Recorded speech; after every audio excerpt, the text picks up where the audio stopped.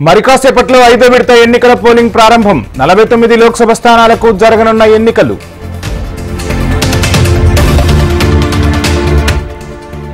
నేడు తెలంగాణ కేబినెట్ సమావేశం షరతులతో కూడిన అనుమతి ఇచ్చిన ఈసీ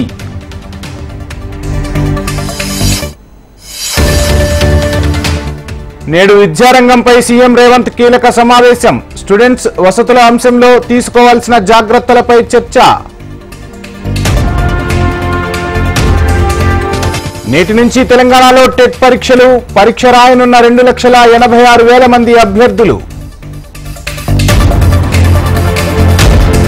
ఢిల్లీ లిక్కర్ కేసులో నేటితో ముగియనున్న కవిత కస్టడీ కవితను కోర్టులో హాజరుపరచనున్న సిబిఐ ఈడీ అధికారులు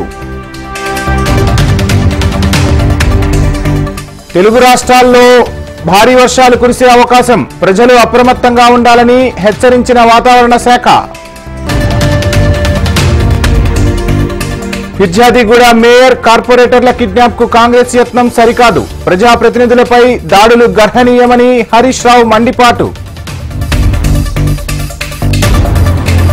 రేవంత్ అసత్య ప్రచారాలను ప్రజలు నమ్మడం లేదు ఎన్నికల హామీలను అమలు చేయట్లేదన్న కిషన్ రెడ్డి రైతుల కష్టాలు సర్కార్కు పట్టవా ప్రభుత్వం వడ్లను ఎందుకు కొనడం లేదని బండి సంజయ్ నిలదీత హైదరాబాద్ పంజాగుట్ట పిఎస్లో కేఏ పాల్ పై కేసు నమోదు ఎల్బీ నగర్ టికెట్ ఇస్తానని పాల్ మోసం చేశారంటూ బాధితుడు కిరణ్ కుమార్ ఫిర్యాదు రుణమాఫీపై కాంగ్రెస్ పూటకో మాట మారుస్తోంది బీఆర్ఎస్ పాలనలో కరెంట్ రైతు బంధు సమయానికి వచ్చేదన్న కేటీఆర్ పల్నాడులో హింసకు కారణం చంద్రబాబే పోలింగ్ రోజున పోలీస్ యంత్రాంగం విఫలమైందని అంబటి ఆరోపణ తిరుపతి జిల్లాలో అల్లర్లపై సిట్ దర్యాప్తు వేగవంతం కూచువారిపల్లి రామిరెడ్డిపల్లిలో అధికారుల విచారణ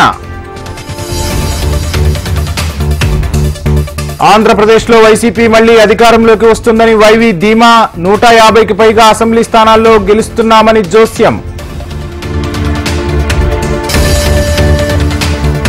నంద్యాల జిల్లా రామతీర్థంలో ప్రబలిన అతిసారం కలుషిత నీరు తాగి 30 మందికి పైగా అస్వస్థత నల్లగొండ జిల్లా మిర్యాలగూడలో రోడ్డు ప్రమాదం టాటా ఏస్ను ఢీకొన్న లారీ 8 మందికి గాయాలు కర్గిస్తాన్లోని వర్సిటీలకు భారత ఎంబసీ లేఖ విద్యార్థులను వెంటనే స్వదేశానికి పంపించాలని వినతి ఎస్పీ అధినేత అఖిలేష్ యాదవ్ సంచలన వ్యాఖ్యలు అధికారంలోకి వచ్చాక సిబిఐ ఈడీని రద్దు చేస్తామన్న అఖిలేష్ ఇరాన్ అధ్యక్షుడు ప్రయాణిస్తున్న హెలికాప్టర్ కి ప్రమాదం హెలికాప్టర్ కూలిపోయి ఉండవచ్చునని అనుమానం సింగపూర్లో మళ్లీ కరోనా విజృంభణ వారంలోనే 25,000 కేసులు నమోదు ఆఫ్ఘనిస్తాన్లో ఆకస్మిక వరదలు నేట మునిగిన పలు ప్రాంతాలు 68 మంది దుర్మరణం పంజాబ్పై సన్ రైజర్స్ విజయం 4 వికెట్ల తేడాతో గెలుపొందిన హైదరాబాద్